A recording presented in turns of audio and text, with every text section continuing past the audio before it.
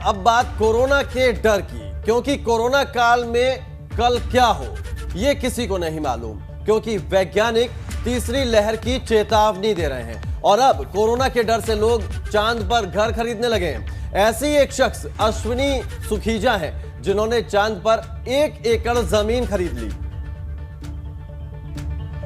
सिर्फ जान नहीं ली है, उन्हें अंदर तक डर आ दिया है।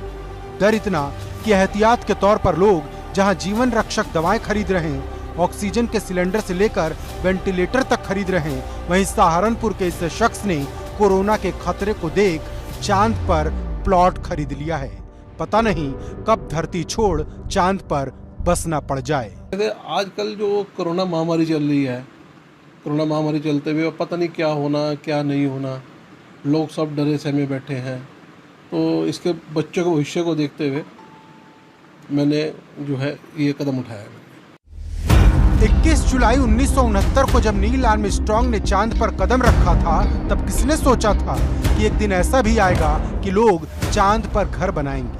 लेकिन कोरोना की महामारी ने लोगों को चांद पर घर बनाने पर मजबूर कर दिया, क्योंकि पहली और दूसरी लहर में जब ये हाल रहा तो तीसरी में क्या होगा, यही सोचकर सहारनपुर के सुखीजा ने ये प्लॉट खरीदा है।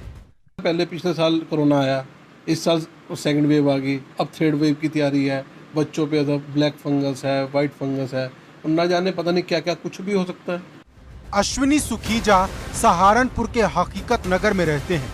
चांद पर जमीन खरीदने के बारे में उन्हें उनके दोस्त से पता चला, जिसके बाद अश्विनी चांद पर प्लॉटिंग करने वाली कंपनी लूना सोसाइटी इंटरनेशनल की ऑनलाइन नीलामी में शामिल हुई और मात्र 5 लाख रुपए में 1 एकड़ का प्लॉट खरीद लिया। कंपनी की तरफ से अश्विनी सुखीजा को चांद पर उनके प्लॉट की रजिस्ट्री के दस्तावेज और जमीन का नक्शा सब कुछ भेजा जा चुका है। एक्चुअली क्या है, इसकी बिड चलती है ऑनलाइन जब बिड चलती है तो मैंने इसको मेरे दोस्त है, हमने फिर कंप्यूटर में इसको डाल के बिड में हम बैठे थे, काफ़ी लोगों की बिड लगाई थी, तो उसमें बिड में मेरा नाम आ गया। चांद पर घर बनाने की बात पहले कवि की कल्पना तक सीमित थी, लेकिन आज चांद पर प्लॉटिंग हो रही है। अभिनेता शाहरुख खान से लेकर दिवंगत अभिनेता सुशांत सिंह राजपूत तक चांद पर जमीन खरीद चुके हैं। लेकिन एक बात आपके मन में आती होगी, चांद पर यह जमीन बेचता कौन है और किसने इसे यह हक दिया कि चांद की जमीन बेची जा सके? तो आपको बता दें कि भारत समेत करीब 110 देशों ने 10 अक्टूबर 1967 को एक समझौता किया, जिसके मुताबिक आउटर पर कॉमन हेरिटेज होगा, जिस पर सबका हक होगा। लेकिन अभी तक किसी ने चांद पर घर नहीं बनाया। कुछ लोगों को लगता है कि चांद पर जमीन खरीदना सिर्फ कागज का एक टुकड़ा खरीदने के बराबर है, पर यह बातें चांद पर इंसान के पहुंचने को लेकर भी की जाती थीं। पर जब इंसान ने चांद की सतह पर कदम रखा तो कल का सपना एक झटके में हकीकत बन गया। तो क्या मान लिया जाए कि आने वाले वक्त में जरूरत पड़ी तो क्या लोग चांद पर घर बनाकर रहने भी लगेंगे? हालांकि ये सब भविष्य में है, लेकिन जिस तरह से चांद पर जमीन खरीदी जा रही उससे साफ है कि एक नई दुनिया की तलाश तेजी के साथ हो रही, जहां कोरोना जैसी कोई बीमारी ना हो। Bureau report, ABP Ganga. इधर एटा के बादशाहपुर गांव में एक युवक का तमंचे के साथ डांस करने का वीडियो वायरल हो रहा है। वायरल वीडियो 2 से 3 दिन पहले का बताया जा रहा है। युवक इस बार प्रधानी का चुनाव भी लड़ चुका है। पुलिस पूरे मामले की तफ्तीश में जुटी है।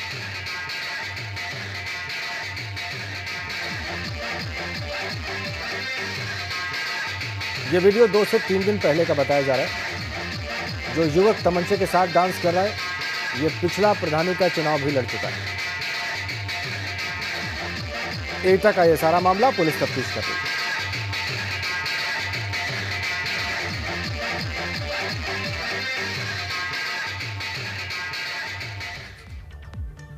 तो चलिए अब आपको बताते हैं कि आज यूपी में क्या कुछ हलचल रहने वाली है, क्या कुछ खास रहने वाला है, वो कौन सी खबरें जिन पर दिन भर हमारी नजर रहेगी। तो आपको बता दें कि सीएम योगी के पूर्वांचल दौरे का आज दूसरा दिन है। वाराणसी के बाद आज मुख्यमंत्री मिर्जापुर भी जाएंगे।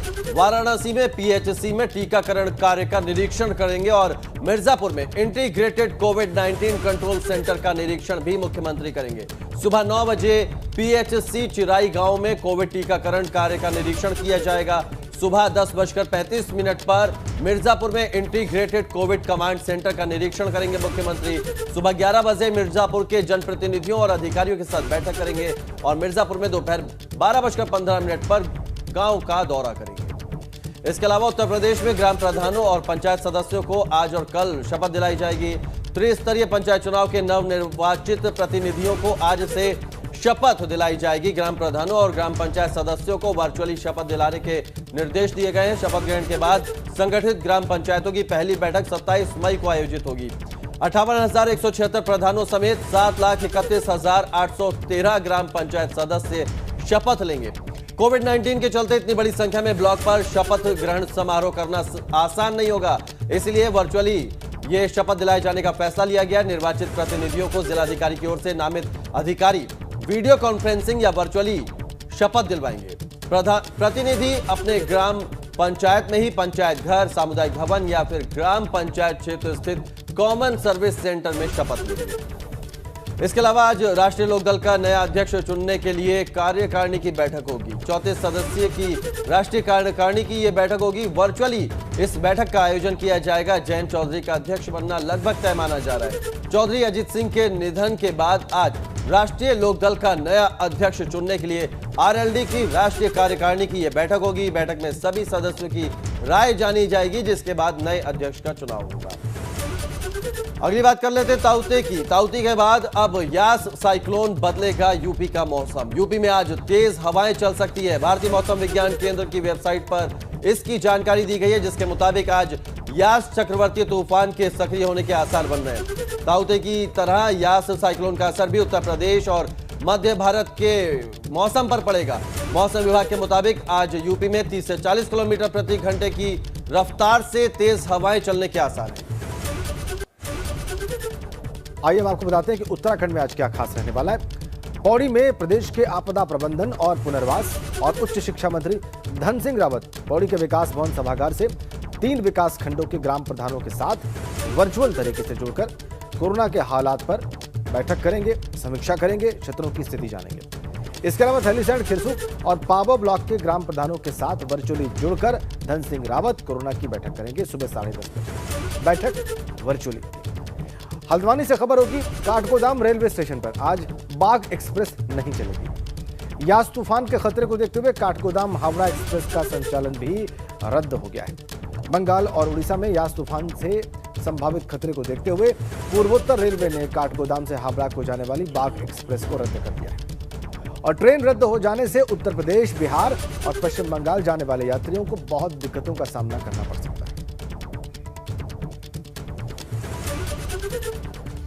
तो ये थी उत्तर प्रदेश और उत्तराखंड की वो खबरें जो खास रहेंगी और जिनको एबीपी गंगा पूरे दिन ट्रैक करेगा। फिलहाल वक्त एक ब्रेक का, अब खबरों में आगे बढ़ेंगे। चलिए गंगा सवेरा में कुछ और खबरों का रुख कर लेते हैं और बात करते हैं सेंट्रल ब्यूरो ऑफ इन्वेस्टिगेशन के नए निदेशक की नियुक्ति को लेकर प्रधानमंत्री नरेंद्र मोदी की अध्यक्षता में 3 सदस्यीय समिति ने करीब 2 घंटे तक चर्चा की। सीबीआई का निदेशक कौन होगा, फिलहाल इसका पता नहीं चल सका है, लेकिन सूत्रों से मिली जानकारी के मुताबिक 1984 बैच के 3 नामों को लेकर समिति के बीच काफी देर तक चर्चा होती रही, जिसमें राकेश अस्थाना को रेस में सबसे आगे माना जा रहा है।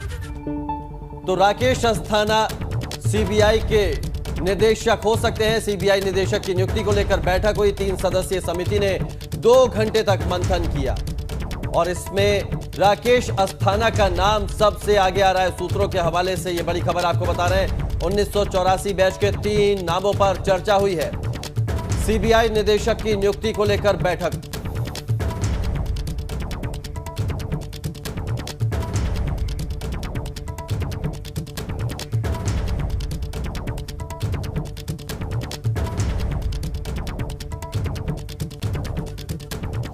चलिए अब रुक कर लेते हैं पश्चिमी यूपी की खबरों का फटाफट अंदाज में। चलिए शुरू करते हैं।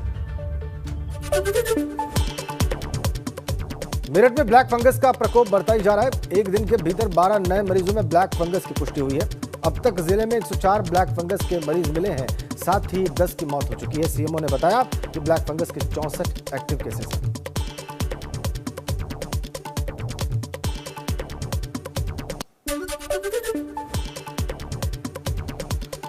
अलीगढ़ के अकबराबाद में विद्युत केंद्र उपकेंद्र पर बड़ा घोटाला सामने आया है। यहां कैशियर के बेटे के साथ मिलकर यूपी पावर कॉर्पोरेशन को करीब 50 लाख का चूना लगाया। उपभोक्ताओं से बिल लेकर कार्यालय में जमा नहीं कराया। खुलासा होने पर कैशियर को सस्पेंड कर दिया गया है।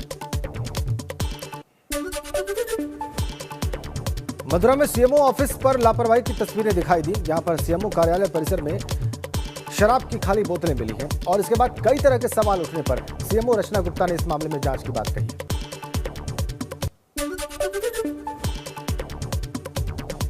आगरा में लूटकांड के बाद आईजी रेंज नवन अरोड़ा घटनास्थल पर पहुंचे। एसएसपी समेत तमाम अधिकारियों ने मौके का जायजा लिया। अब सीसीटीवी फुटेज के साथ में खुलासे के लिए कई टीमें गठित कर दी गई हैं।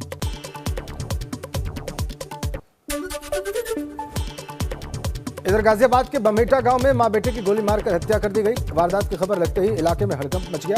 मौके पर पहुंची पुलिस तफ्तीश में जुटी है। जल्द खुलासे की बात कही जा रही है।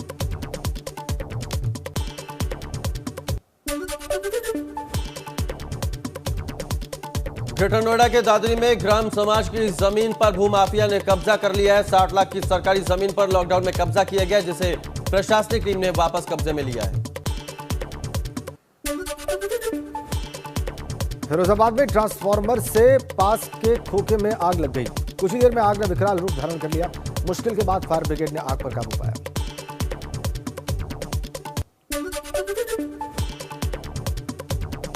मुजफ्फरनगर में कोविड कर्फ्यू के नियमों को ताक पर रखा जा रहा है। यहां व्यापारी चंद पैसों के लिए लोगों की जान खतरे में डाल रहे हैं। दुकान को बाहर से बंद कर बिना एहतियात के सामान बेचा जा रहा है। पकड़े गए कई दुकानदारों पर पुलिस ने कार्रवाई की है।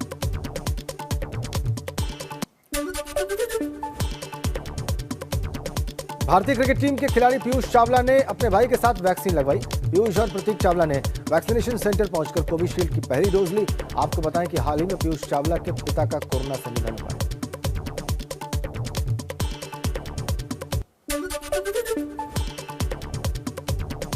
संभल में गेहूं के केंद्रों पर सेंटर संचालकों की मनमानी की शिकायत पर एसडीएम ने औचक निरीक्षण किया, जहां एक बिचौलिया टीम के हाथे चढ़ गया, जिसके बाद एसडीएम ने सभी को चेतावनी दी और केंद्र प्रभारी पर कार्रवाई करने का अल्टीमेटम दिया।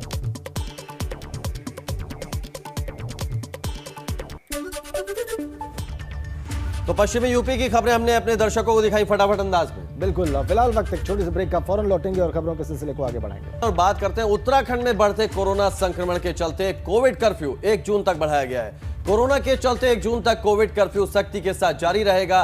सुबह 8 बजे से 11 बजे तक दुकानें खोलने का समय निर्धारित किया गया है। 28 मई को केवल राशन की दुकानें और जनरल स्टोर को खोलने की परमिशन दी गई है। 1 जून सुबह 6 बजे तक कोविड कर्फ्यू जारी रहेगा और इसकी एसओपी जारी हो गई है, जिसमें शादी में 20 लोगों को ही परमिशन मिलेगी, लेकिन आरटीपीसीआर की नेगेटिव रिपोर्ट दिखानी होगी। साथ ही शव यात्रा में भी सिर्फ 20 लोग ही शामिल होंगे।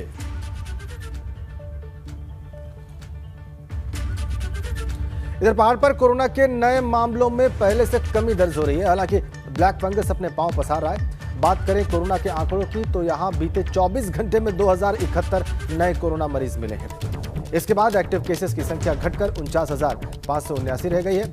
वहीं ब्लैक फंगस का आंकड़ा सेंचुरी लगा चुका है। पहाड़ पर अब ब्लैक फंगस के 100 से ज्यादा मरीज हैं। इनमें 70 का इलाज ऋषिकेश एम्स में चल रहा है।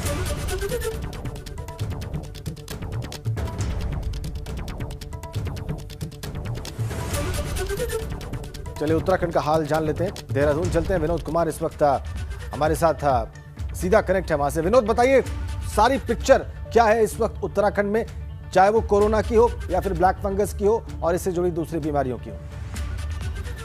जी बिल्कुल राजेंद्र, कोरोना संक्रमण की चेन जरूर उत्तराखंड में टूटी है, लेकिन ब्लैक फंगस लगातार यहाँ पर मुश्किलें ज़रूर बढ़ा रहा है, मुसीबतें ज़रूर स्वास्थ्य विभाग की बढ़ा रहा है। और लगातार अब पूरे राज्य के अगर आंकड़ों की बात करें तो ब्लैक फंगस के 118 मामले उत्तराखंड में आए हैं। जिसके चलते 9 लोगों की मौत ब्लैक फंगस के कारण हुई है और 5 लोग स्वस्थ होकर अपने घर चले गए हैं। और लगातार जितने भी राज्य के बड़े अस्पताल हैं उसमें अलग से तैयारी करने के लिए आदेशित किया गया है कि ब्लैक फंगस के बढ़ते संक्रमण को रोका जाए और उसको लेकर तैयारी की जाए। 100 बेड ऋषिकेश एम्स में अलग से लगाए गए हैं, उसकी व्यवस्था की गई है। और ताकि जिस तरह से लगातार कोरोना संक्रमण के आंकड़े उत्तराखंड में बढ़ रहे थे उसमें जरूर गिरावट आई है, मौत के आंकड़ों में गिरावट आई है, लेकिन अब ब्लैक फंगस लगातार उत्तराखंड में बढ़ रहा है और प्रदेश के 3 बड़े जिलों में यानी देहरादून, ऊधमसिंह नगर और नैनीताल में लगातार मामले ब्लैक फंगस के निकल रहे हैं, जिसके चलते पूरे मामले अब 118 हो गए हैं और 9 लोगों की मौत उत्तराखंड में ब्लैक फंगस के कारण हुई है। राज्य में लगातार हालात तो बेहद चिंताजनक ही है क्योंकि छोटा सा प्रदेश है और लगातार मौत के आंकड़े अभी भी करीब 100 के आसपास है और ऐसे में 118 मामले भी ब्लैक फंगस के आ गए हैं और 9 लोगों की मौत का होना ये भी एक जरूर चिंताजनक है क्योंकि लगातार अब एक तरफ कोविड संक्रमण की चेन को तोड़ना था और ऐसे में कंट्रोल कोरोना पे करना था, लेकिन दूसरी ओर ब्लैक फंगस के कारण लोग जरूर भयभीत हो रहे हैं क्योंकि अब ब्लैक फंगस के कारण स्वास्थ्य विभाग की तैयारी तो और है। और मैंने जैसे बताया कि राज्य के बड़े अस्पतालों में अलग से व्यापक तैयारी करने के लिए आदेशित किया गया है कि जरूर जिस तरह से लगातार कोरोना के साथ साथ में ब्लैक फंगस के मामले बढ़ रहे हैं राजेंद्र, कि उसको देखते हुए भी स्वास्थ्य विभाग ने ये कहा है कि बड़े अस्पतालों में अलग से 100 बेड की व्यवस्था की जाए ताकि जो मरीजों की बढ़ती संख्या है उस पर नियंत्रण कर पाए। 118 मरीज उत्तराखंड में ब्लैक फंगस के कारण आए हैं और 9 लोगों की अब तक मौत हो चुकी है। और कोरोना की अगर बात करें तो कोरोना संक्रमण के चलते उत्तराखंड में जरूर चेन टूटी है और जिसके चलते पिछले 24 घंटे में 2000 के करीब मामले कोरोना के आए हैं। और बिल्कुल विनोद, तो कहीं ना कहीं चिंता की बात जरूर बनी हुई है, चाहे वो कोरोना से मौत की बात हो या फिर अब ब्लैक फंगस से मौत की बात हो। चिंता दोनों ही मामलों में प्रदेश की जनता के लिए बनी हुई है। बहुत शुक्रिया विनोद आपका हमारे साथ जुड़ने के लिए और ये तमाम जानकारी हमसे साझा करने के लिए। चलिए इसी के साथ अब रुक कर लेते हैं उत्तराखंड की कुछ और खबरों का फटाफट अंदाज में। चलिए शुरू करते हैं। ब्लैक फंगस के मामले बढ़ते देख ऋषिकेश एम्स में विशेषज्ञ डॉक्टर्स की 2 टीमें गठित की गई हैं। यहां एम्स में म्यूकोरमाइकोसिस के 70 मरीज भर्ती हैं। कोविड पॉजिटिव और नेगेटिव रोगियों को अलग अलग वार्ड्स में रखा गया। उत्तराखंड में 100 से ज्यादा ब्लैक फंगस के मामले सामने आ चुके हैं। ब्लैक फंगस के इलाज में सबसे कारगर एंटी फंगल दवा एम्फोटेरिसिन बी है, जो राज्य सरकार की डिमांड पर केंद्र सरकार से इंजेक्शन उत्तराखंड पहुंच चुके हैं। हरिद्वार सिडकुल में भी जल्द इस दवा का निर्माण शुरू हो जाएगा। रुड़की के गांव में खांसी और बुखार के मरीजों की बढ़ती संख्या ने स्वास्थ्य विभाग की चिंता बढ़ा दी है। अब गांव में सैंपलिंग की जा रही है। गांव में एएनएम और आशा कार्यकर्ता टीमें बनाकर गांव का सर्वे कर रहे हैं।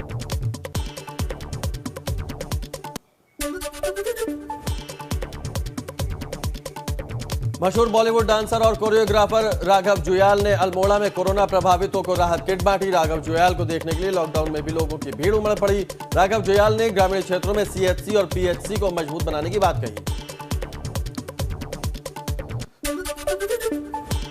टिहरी में 4 जगहों पर ऑक्सीजन प्लांट लगाए जाएंगे। लगातार बढ़ रहे कोरोना संक्रमण को देखते हुए प्रशासन ने 4 जगहों पर ऑक्सीजन प्लांट लगाने का फैसला किया है। इसके लिए 2.5 करोड़ रुपए की व्यवस्था भी की गई।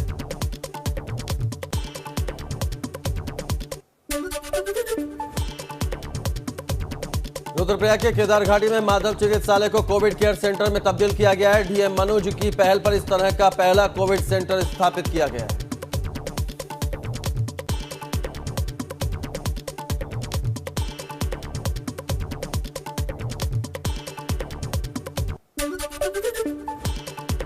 कोटद्वार में हंस फाउंडेशन की तरफ से चेकपोस्ट के नवीनीकरण का एसएसपी पौड़ी ने उद्घाटन किया। यहां पर अब बाहरी राज्यों से आने वालों का टेस्ट कराकर ही एंट्री मिलेगी। पहले ये चौकी बहुत बुरी हालत में थी, जिसका हंस फाउंडेशन ने सौंदर्यीकरण कराया है।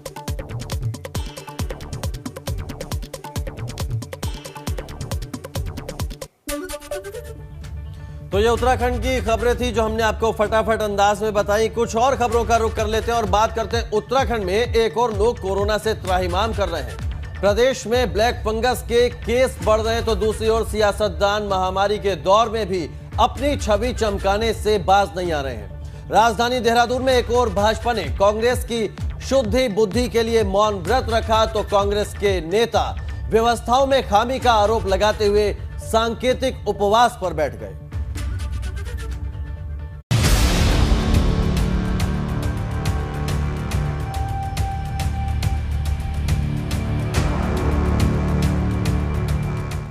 ये 3 तस्वीरें देखिए।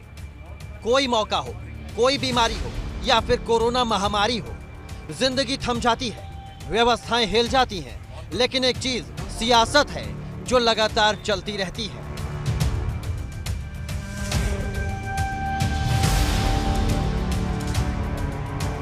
देवभूमि में कोरोना का कैसा कहर है ये सब जानते हैं, लेकिन इसी बीच इन हालातों को लेकर चिंता करने की बजाय राजनीतिक दल एक दूसरे पर हमलावर हैं। देहरादून में बीजेपी प्रदेश अध्यक्ष मदन कौशिक ने कांग्रेस की शुद्धि बुद्धि के लिए मौन व्रत रखा। इस दौरान कैबिनेट मंत्री बंशीधर भगत, विधायक खजानदास समेत पार्टी के कई पदाधिकारी भी मौजूद रहे। भाजपा प्रदेश अध्यक्ष ने कांग्रेस पर कोरोना काल में राजनीति करने का आरोप लगाया है। कांग्रेस लगातार निरंतर जिस प्रकार की लड़ाई लड़ रही है, आपने देखा होगा, कहीं पुतले दहन कर रही है सड़कों पर जाकर, कहीं बड़े बड़े पोस्टर लगाकर, कहीं टूल किट बनाकर अन्य प्रकार का एक वातावरण बना रही है। मैंने आज उपवास ये रखा और मैंने कहा कि कांग्रेस के मित्रों को मैंने कहा कि आप जो करना है करिए, कोरोना को हराने के बाद आप कितने पुतले जला लेना, लेकिन आप माफ़ करना अभी मत करिए। अभी कोरोना की लड़ाई में सब साथ खड़े होकर कोरोना को हराएं, ये समय बाद में मिलेगा राजनीति करने। दूसरी तस्वीर भी राजधानी देहरादून की ही है। यहाँ भाजपा के मौन व्रत के जवाब में कांग्रेस ने सांकेतिक उपवास रखा। ये उपवास कोरोना काल में प्रदेश में चरमराई व्यवस्थाओं के आरोपों को लेकर रखा गया। कांग्रेस के सांकेतिक उपवास में पार्टी के प्रदेश अध्यक्ष प्रीतम सिंह के अलावा पूर्व सीएम हरीश रावत समेत कई बड़े नेता शामिल हुए। कांग्रेस नेताओं ने प्रदेश में कोरोना के अलावा ब्लैक फंगस के इलाज के लिए तैयारियां नहीं होने का आरोप लगाया। कोरोना संक्रमण को रोकने के उपायों में पहल करके सरकार का साथ दे रहे हैं, और दूसरी तरफ जहां सरकार फेल हो रही है या जानबूझ करके अपना कर्तव्य का ठीक से पालन नहीं कर पा रही है, तो वहां पर हम मौन उपवास और दूसरे माध्यमों से सरकार की उस कमी को उजागर कर रहे हैं। क्या त्रिवेंद्र सिंह रावत जी ने जो बयान दिया उसको लेकर के उन्होंने उपवास किया है, या मंत्रीगणों में सरकार में जिस तरीके से सत्ता संघर्ष चल रहा है उसके लिए उन्होंने जो है उपवास रखने का काम किया है? बताए भारतीय जनता पार्टी के अध्यक्ष। प्रदेश में कोरोना काल में मौन व्रत का उपवास से जवाब दिया जा रहा है। बीजेपी कांग्रेस की सद्बुद्धि के लिए मौन व्रत रख रही है तो कांग्रेस उपवास, लेकिन इन सबके बीच जनता कोरोना की मार झेल रही है। ऐसे में सियासतदान सियासी तकरार से हटकर अगर उसका ध्यान दें तो इस कोरोना महामारी से लड़ने में ज्यादा सहूलियत होगी। देहरादून से रवि कैंतुरा के साथ ब्यूरो रिपोर्ट, एबीपी गंगा। तो इस तरीके से पॉलिटिकल पार्टीज भी अपनी अपने बात अलग अलग अंदाज में रख रही हैं, जैसा कि आपने देखा। इसी के साथ ही गंगा सवेरा के संग में फिलहाल